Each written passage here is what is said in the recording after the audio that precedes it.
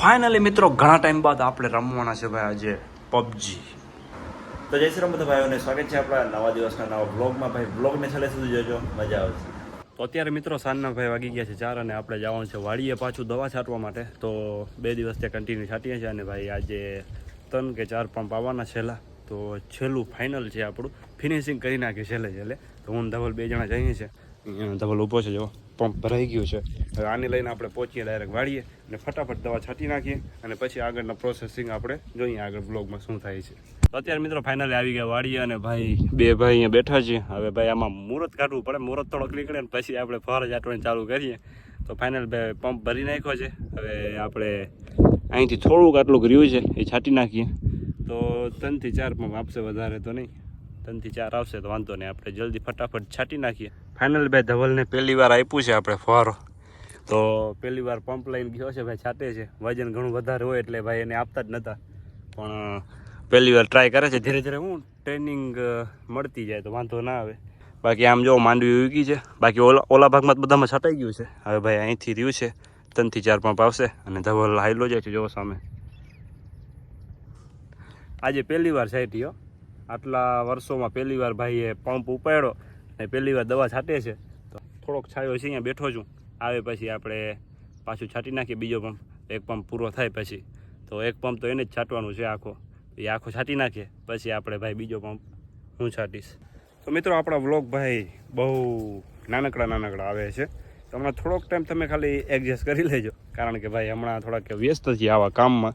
તો આપણે હું કામ પતી જાય ને પછી આપણે અલગ અલગ જગ્યા ઉપર બધા ફરવા જશું અને જોરદાર બ્લોગ બનાવશું. કે આમ જો વરસાદના લીધે ભાઈ અગોચર થઈ ગયો છે, આમાં ક્યાંય પગ મુકાય એમ નથી. તો અહીંયા નાનકડું ખાડો છે પણ અત્યારે તો દેખાતો જ નથી, એટલો ઘાસ છે. બાકી ધવલ સામેથી આવે છે અને આ ઝટકાના ઓલા જંગલી ભૂંડણા માટે રાખ્યા હતા વાયર, અત્યારે આમાં ઢકાઈ ગયા છે એટલે ઝટકો તો કંઈ કામ કરતો નથી. અને અમે ભાઈ જંગલી ભૂંડણા આમ સમજી ગયા છે, હવે આવતા નથી કારણ કે ઝટકા લાગતા હોય એટલે ના આવે. ચારીકોર બધા ખેતરમાં રાખેલા, જો આ બાજુ વાં પછી આની પાછળ, તો ચારીકોર ઝટકા રાખેલા છે તો આવતા નથી. બાકી અત્યારે ગરમી થાય છે તો ચાલો ફારો ભાઈ છટાઈ છે, ધીરે ધીરે ધવલભાઈ છાંટે છે, એ પતી જાય એટલે પછી આપણે બીજો પંપ આપણે છાંટી નાખીએ. મિત્રો અત્યારે આવી ગયા ઘરે અને ભાઈ હવે નાવા જાઉં છું, કારણ કે નાવા તો જવું પડે ને, ગરમીમાં રાખા ભરાઈ ગયા. તો ચાલો આપણે ફટાફટ નાહી લઈએ, પછી આગળના બ્લોગમાં શું કરશું કંઈક તો કરશું. હાલ કંઈક તો મળી જશે કોન્ટેન્ટ.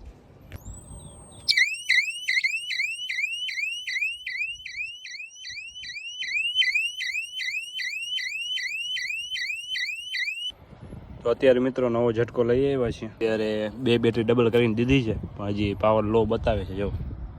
તો આમાં હું સોલર ચાર્જિંગ કરતા નથી સરખું, તડકો એટલો નીકળતો નથી એટલે.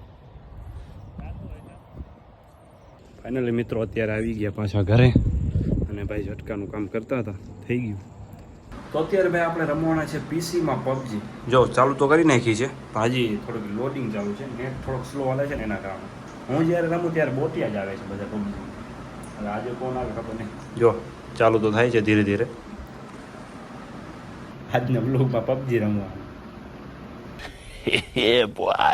મજે જોતા. અરે પણ હવે આપણે છે ને ગમે અહીંયા ઠેકી પડશે. આપણે ખાલી લડાઈ કરવાની બોર્ડર ઉપર ગમે ઠેકવાનું. કેમ પહેલી વાર જ રમું છે,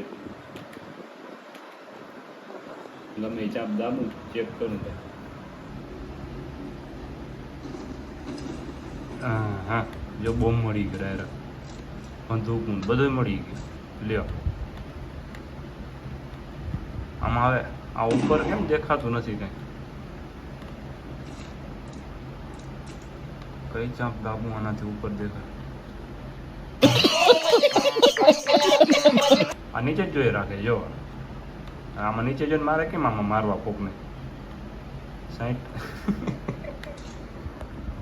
ભાઈ આ 60માં જોતો જ નથી. જો આમને આમ હાલે રાખે છે ખાલી. બધું છે ભાઈ બધું. હવે પણ કોકને મારવા માટે ઉપર તો આમ બંદૂક તો લેવી પડે ને, નિશાનો ટાક એ મારે છે કોક. જોઈ ગયો ગમે એ ચાપ દાબું છું જો ભાઈથી.